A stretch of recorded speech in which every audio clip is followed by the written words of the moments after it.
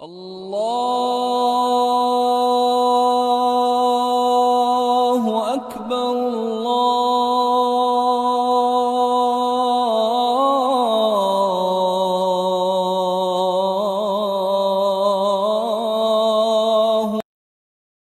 السلام علیکم ورحمۃ اللہ وبرکاتہ. نحمدہ و نصلی علی رسول الکریم. اما بعد فاعوذ باللہ السمیع العلیم من الشیطان الرجیم. بسم اللہ الرحمن الرحیم. آج ہم آپ کے سامنے بیان کریں گے وہ مرد اور عورتیں جن پر اللہ رب العزت لعنت بھیجتا ہے، ان کا جرم کیا ہے اور ان کا قصور کیا ہے، گناہ کیا ہے، جس وجہ سے رب ذوالجلال کی ذات ان پہ لعنت بھیجتی ہے. صحیح بخاری کی حدیث ہے، حدیث نمبر ہے 5885، اور بیان کرنے والے حضرت ابن عباس رضی اللہ تعالی عنہ ہیں کہ رسول اللہ صلی اللہ علیہ وسلم نے فرمایا کہ اللہ رب العزت ایسے لوگوں کے اوپر لعنت بھیجتا ہے، اور رسول اللہ صلی اللہ علیہ وسلم نے فرمایا ایسے لوگوں پہ لعنت ہے وہ مرد جو عورتوں کی مشابت اختیار کرتے ہیں اور وہ عورتیں جو مردوں کی مشابت اختیار کرتی ہیں. وہ بول چال میں ہے، وہ لباس پہننے میں ہے، اور اسی طرح وہ ظاہری طور پہ وضاقتہ میں ہے. ایسے لوگوں کے اوپر، ایسی عورتوں کے اوپر اللہ رب العزت نے لعنت بھیجی ہے. اور پیغمبر علیہ الصلوۃ والسلام نے بھی لعن رسول اللہ، نبی علیہ الصلوۃ والسلام نے فرمایا کہ اللہ کے رسول صلی اللہ علیہ وسلم اس پہ کیا کر رہے ہیں؟ لعنت کر رہے ہیں.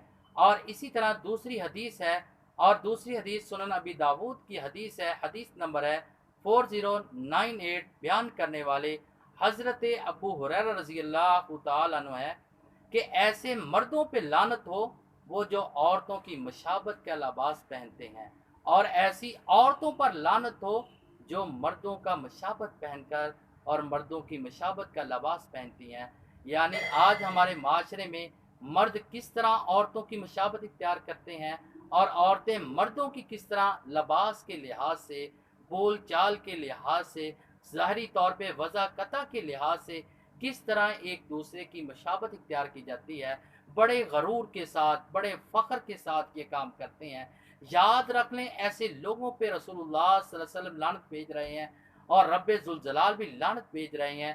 اور اسی طرح دوسری حدیث ہے، پیغمبر علیہ الصلوۃ والسلام نے فرمایا، اور حدیث صحیح بخاری کی ہے، حدیث بیان کرنے والے حضرت عبداللہ بن مسعود رضی اللہ تعالیٰ عنہ بیان کرتے ہیں کہ ایسی عورتوں پہ لعنت ہوتی ہے جو اپنی خوبصورتی کے لیے اپنے چہرے کے بالوں کو اکھیڑتی ہیں، اکھیڑنے والی اور اکھڑوانے والی، اور ان کو نوچنے والی، نچوانے والی.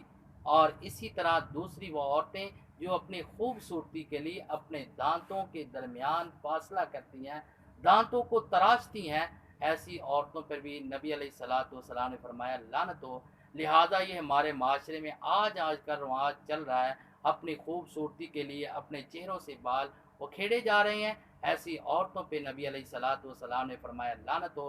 لہٰذا کیونکہ نبی علیہ الصلوۃ والسلام نے فرمایا، صحیح مسلم میں ہے کہ چہرے کے بال اکھیڑنے والی اور اکھڑوانے والی دونوں پہ لعنت ہو، کیونکہ یہ اللہ رب العزت کی تخلیق کو چینج کر رہی ہیں، اللہ کی بنائی ہوئی چیز کو تبدیل کر رہی ہیں. لہٰذا ہمیں ان چیزوں سے بچنا چاہیے. اللہ رب العزت سے دعا کہ اللہ تعالی ہمیں ان پر عمل کرنے کی توفیق عطا فرمائے. وما علینا الا البلاغ المبین.